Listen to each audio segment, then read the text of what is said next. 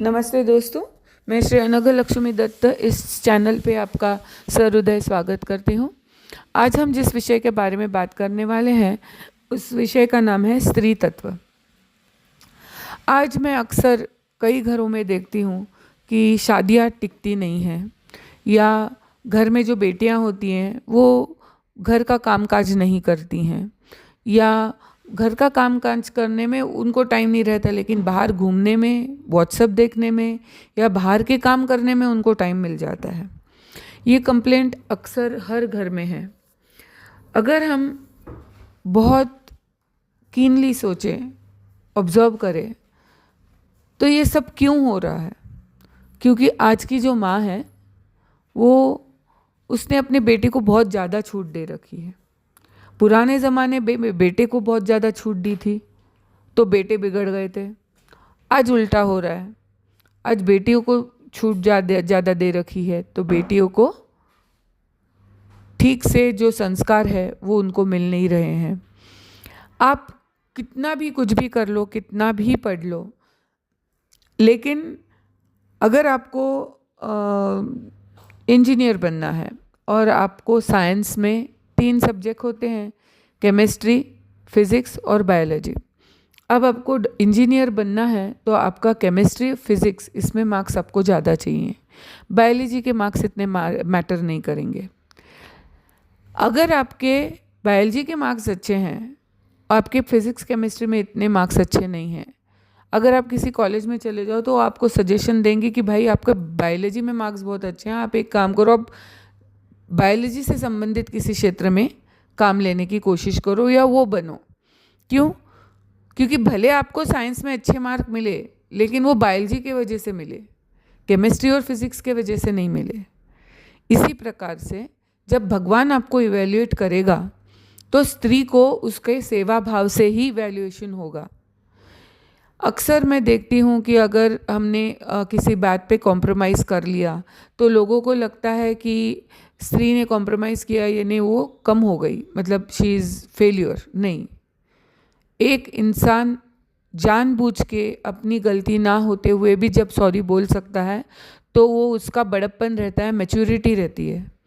ये नहीं है कि वो बोल नहीं सकता है, ये भी ज़रूरी नहीं है कि उसको बोलने को कोई कारण नहीं है, लेकिन चुप बैठने का कारण सिर्फ इतना होते हैं कि शांति परमो धर्म, तो परम शांति घर में बनी रहे, इसके लिए वो स्त्री चुप रहती है।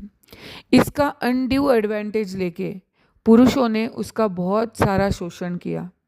आज उसका नतीजा ये है कि आज घर की बेटी आज दूसरे घर में जाके दूसरे मर्द की वो बात सुनने को या अपना वो कर्म करने को हिचकिचाती है, वो नहीं करना चाहती है, क्योंकि उसने अपनी माँ को सफ़र होते हुए देखा है, अपने मासी को, चाची को सफ़र होते हुए देखा है, दादी को सफ़र होते हुए देखा है। लेकिन जब आप इस दुनिया से चले जाओगे, आपकी मौत हो जाएगी, तो आपका इवैल्यूएशन जो होगा वो आपका इवैल्यूएशन इस बात से नहीं होगा कि आपने बाहर कितना कमाया, इस बात से नहीं होगा कि आपने घर में कितनी पैसे लाए, कितनी चीज़ें लाई, आप वहाँ पे ज़्यादा कमाती थी या आपके पति ज़्यादा कमाते थे। आपका इवैल्यूएशन होगा इसी बात पर से कि आपने घर में सेवा कितनी की, आपके घर में आया हुआ अतिथि आपके घर से सुखी गया कि नहीं गया। आप भले बाहर का काम करो, आपने अपने पति को वो हाथ भार लगाया, वो अच्छी बात है, लेकिन स्त्री को अपना कर्म कभी नहीं भूलना चाहिए। स्त्री की जब इवैल्यूएशन होगी तो उसकी इसी बात पर से होगी कि उसने घर में सबको खाना टाइम से दिया कि नहीं दिया, कोई भी भूखा उसके घर में रहा कि नहीं रहा, कोई भी अनसेटिस्फाइड रहा कि नहीं रहा। घर की कोई प्रॉब्लम है तो आज भी, चाहे वो कितनी भी मॉडर्न स्त्री हो, लेकिन उसको सॉल्व करने वाली वो गृहलक्ष्मी होती है, चाहे वो पैसे के मामले में हो, चाहे वो किसी रिलेशन के मामले में हो, चाहे किसी और चीज़ के बारे में हो। मैं मर्दों को एक बात बोलना चाहती हूँ कि आप पीछे मुड़ के देखिए अपनी ज़िंदगी में, अगर कोई औरत ऐसी आपकी ज़िंदगी में लकीली आ गई है जो आपका करने वाली है, घर का करने वाली है, घर के बारे में सोचने वाली है, तो आप देखिए कभी कभी उसको आपके धंधे के बारे में, आपके काम के बारे में कुछ मालूम नहीं रहता है, कभी कभी क्या मालूम ही नहीं रहता है, वो उस क्षेत्र की नहीं होती है, लेकिन फिर भी अगर वो आपको कभी बोल दे कि इस आदमी के साथ आप काम मत करो या इसके पास आप मत जाओ, ये आदमी आपके लिए नुकसानदायक है, उस वक्त चाहे आपको गुस्सा भी आ गया हो, लेकिन लॉन्ग टर्म में अगर आप जाके देखेंगे तो उस व्यक्ति की वजह से आपको नुकसान हो ही जाता है। उस काम में आपको नफ़ा की जगह, मुनाफा की जगह आपको लॉस हो जाता है। अगर ऐसा आपको दिखाई दे रहा है तो आप मुझे बताइए कि ये औरत के ज़बान से किसने बात की? उसके ज़बान से बात करने वाली होती है कुलदेवी। कुलदेवी किसी घर में अगर कोई औरत भगवान का करने वाली है, फिर वो कोई भी हो सकती है, आपकी बीबी, माँ, आपकी बहन, कोई भी, अगर उसके मुख से वो बात निकल जाए तो वो सच होती थी। क्योंकि स्त्री का एक रूप गृह लक्ष्मी का है। गृह लक्ष्मी ये घर की लक्ष्मी है, सब कुछ उसके हाथ में। अगर आप इस दुनिया में रहना चाहो तो किसी भी प्रकार के लक्ष्मी के बगैर क्या आप रह सकते हो? नहीं रह सकते। आप चाहे आप पैसा, वेल्थ, हेल्थ कुछ भी ले लो, उसको वो एक लक्ष्मी का रूप है। अगर उसकी जो आप देवी देखोगे तो वो लक्ष्मी माता है। अगर आप निसर्ग को देखोगे, निसर्ग या उसके अंदर छुपी हुई शक्तियाँ देखोगे तो वो शक्तियाँ सब पार्वती जी का रूप है, यानी शक्ति की देवी पार्वती जी, यानी वो भी औरत है। अगर आप ज्ञान को लोगे, ज्ञान को अगर आप पूजना चाहते हो, ज्ञान से संबंधित आपका काम है, तो वापस वो स्त्री तत्व है। मुझे एक बात बताइए, अगर इतने सारे भगवान हैं अपने यहाँ पे, इतने सारे मेल गॉड्स हैं, लेकिन फिर भी ये तीनों मेन शक्तियाँ जो हैं, वो तीनों जो हैं मेन गॉडेस, वो औरत हैं। ऐसा क्यों? खुद भगवान, खुद विष्णु जी बोलते हैं कि लक्ष्मी जी मेरा ही शक्ति स्थान है। खुद शंकर जी बोलते हैं कि पार्वती जी मेरा शक्ति स्थान है। खुद ब्रह्मा जी बोलते हैं कि सरस्वती जी मेरा शक्ति स्थान है। ऐसा क्यों? इसके बारे में अगर आप सोचोगे तो आपको पता लगेगा, क्योंकि वो स्त्री होती है, वो जो घर बना सकती है या घर बिगाड़ सकती है। ओके, लेकिन काफ़ी टाइम एक घर में एक स्त्री ऐसी होती है जो सब समझाती रहती है अपने पति को, अपने बेटे को, लेकिन वो समझते नहीं हैं, वो उसकी बात सुनते नहीं हैं और अपने ज़िंदगी में नुकसान करवा लेते हैं। तो आपको स्त्री तत्व आपके अंदर जागृत करना है। आप एक बात समझ लो, आप किधर भी चले जाओ, आखिर में ये आना आपके ऊपर ही है। आप बहुत सारी पढ़ी लिखी हैं, आप बहुत अच्छा काम कर रही हैं, लेकिन क्या घर का काम आपसे छूट सकता है? नहीं छूट सकता है। मैं ये नहीं बोलूँगी कि आप इसका मतलब मर्द आपको घर के काम में मदद ना करे, नहीं। उल्टा ऐसा है कि हमको बताया जाता है कि जिस घर में पुरुष लोग झाड़ू मारते हैं तो उस घर में लक्ष्मी जी हमेशा रहती हैं। तो ऐसा नहीं है, कोई भी काम छोटा बड़ा नहीं होता है। घर को साफ सुथरा रखना, घर को अच्छे तरीके से आगे लेके जाना, बच्चों को अच्छे तरीके से आगे लेके जाना, उनको अच्छे संस्कार देना, ये दोनों का कर्म है। और कोई भी भाग अगर आधा पड़ जाता है तो काम आधा ही होता है, पूरा नहीं होता। तो अगर आपको आपके घर को बनाए रखना है, आपके बच्चों को अच्छे संस्कार देने, आगे जाके अपने को अच्छी ज़िंदगी जीनी है, तो आपको स्त्री तत्व को जागरूक करना ही पड़ेगा। पुरुषों ने स्त्री को रेस्पेक्ट देना सीखिए और उनकी बात वहीं तक सुनिए जहाँ तक वो अच्छी हो, उसके आगे उनकी बात मत सुनिए। और स्त्री को भी ज़्यादा करके मेरे से परिवार को कैसा फ़ायदा हो सकता है उस तरफ देखना चाहिए, ये नहीं कि उसकी तरफ से नुकसान हो जाए। हाँ, अगर उसके घर वाले गलत हैं तो उसका ये कर्म है, भगवान ने उसको दिया हुआ ये कर्म है कि अगर कोई भी गलत जाता है तो उसको बताना ही है, फिर वो चाहे बड़ा हो या छोटा हो। भगवान का एक सीधा सीधा नियम है। फिर आप उसको भगवान मानिए, निसर्ग मानिए, नेचर मानिए, कॉस्मिक एनर्जी मानिए, एस्ट्रल एनर्जी मानिए, है सब एक ही। भगवान खुद निराकार है, वो एनर्जी ही है, वो एक प्रकार की शक्ति है। तो अगर आप किसी को भी दुखा रहे हैं, किसी को भी नाराज़ कर रहे हैं, अगर घर में आपका बर्ताव ठीक नहीं है, तो आपके बाहर काम करके खुद कितना भी पैसा कमा लीजिए, कोई भी फ़ायदा नहीं होगा, कोई भी फ़ायदा नहीं होगा। क्योंकि फिर एट लास्ट आपको जो वापस सुख शांति मिलनी है वो नहीं मिलेगी।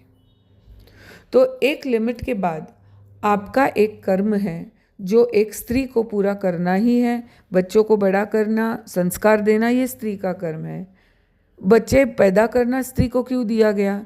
क्योंकि वही है जो वही सहन शक्ति रखती है। भगवान उससे करवाता है जो वो कार्य कर सकता है, जो कार्य नहीं कर सकता उसको देने नहीं जाता। समझे आप? आपको अगर कोई आके बोले कल संन्यास ले लो, ये आपके बस की बात नहीं है, आप नहीं ले पाओगे। लेकिन जो संन्यास ले चुका है, जो रह रहा है सन्यासी के, संन्यास में भी आजकल बहुत पाखंड है। लेकिन जो असली अगर सन्यासी आप देखने जाओगे तो वो संन्यास लेने के लायक था, उसमें वो क्वालिटीज़ थी, इसके लिए भगवान ने उसको वो दिया कि भाई तू कर सकता है।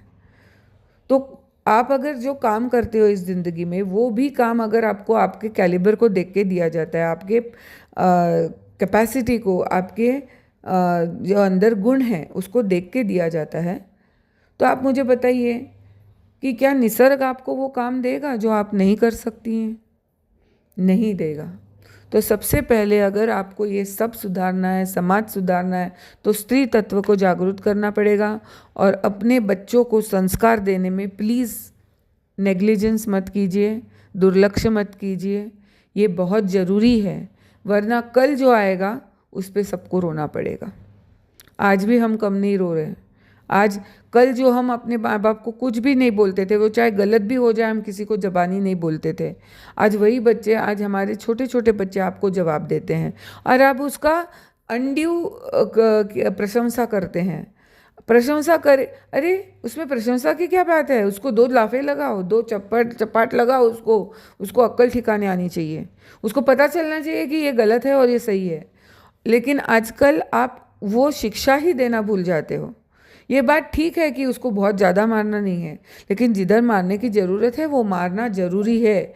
आज उसी मार के वजह से हर जगह पे आप बाहर देखो, कोई भी बड़ी कंपनी होने दो, उसके बड़े पोस्ट पे आज इंडियन आदमी ही है। उसका कारण उसके संस्कार हैं। लेकिन आज आप अपने बच्चों को संस्कार नहीं दे पा रही हैं। आपको लगता है कल ऐसा होगा? एक टाइम था जब भारत सोने की चिड़िया थी, आज नहीं है, वैसे ही है वो।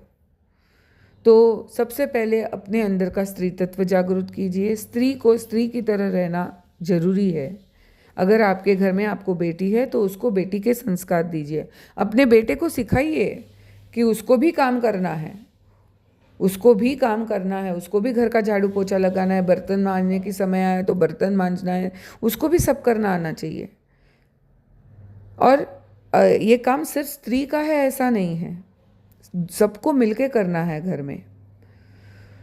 तो स्त्री तत्व जागरूक करने की आज ज़रूरत आ पड़ी है और मैं सोचती हूँ कि कोई भी औरत इसको विरुद्धार्थ से ना ले, क्योंकि ये जो वुमेन लिबरेशन है ना, ये सब जिनके हाथ में कोई काम धंधा नहीं उनके लिए ठीक है। जिनको कामकाज रहते हैं ना उनके लिए ये ठीक नहीं है, क्योंकि हर चीज़ के पीछे कोई ना कोई साइंटिफिक रीज़न है। बस ज़रूरत है आपको वो साइंटिफिक रीज़न फाइंड आउट करने की। आपके हर सवाल का जवाब मैं देने को राज़ी हूँ, लेकिन आप मुझे वो सवाल पूछिए तो मैं उसका जवाब आपको दे दूँ। लेकिन इसको बस बिना सवाल का कोई जवाब ढूंढे आप उसको डायरेक्टली ये मत कंक्लूड कीजिए कि आपको कम समझा जा रहा है। अगर कम समझा होता भगवान ने आपको, तो आपके हाथ में इतनी बड़ी बड़ी जिम्मेदारियां नहीं दी होती। एक हर पुरुष को अर्धांगिनी है, लेकिन हर स्त्री को वो परिपूर्ण है और पति का आधा भार संभालती है। इसके लिए उसको कोई अर्धांगा नहीं है, ऐसा कोई शब्द ही नहीं है। तो देखने का नजरिया बदलो, सच्चाई देखने को सीखो। मराठी में एक कहावत है, बोलते हैं जैसा दिसतं तसं नसतं आणि म्हणूनच जग फसतं। जैसा दिखता है वैसा ही होता है, ये जरूरी नहीं है। जो उसका मतीत अर्थ होता है उसके बहुत नीचे होता है। तो उस तक पहुँचो, सच्चाई तक पहुँचो। अगर आपको ये वीडियो पसंद आया हो तो इसको लाइक, शेयर और सब्सक्राइब करना ना भूलें और अपने में स्त्री तत्व जागरूक करना ना भूलें। स्त्री जन्म ये बहुत श्रेष्ठ जन्म है। स्त्री जन्म ये बहुत पवित्र जन्म है। स्त्री जन्म एक पावरफुल जन्म है। जय गजानन।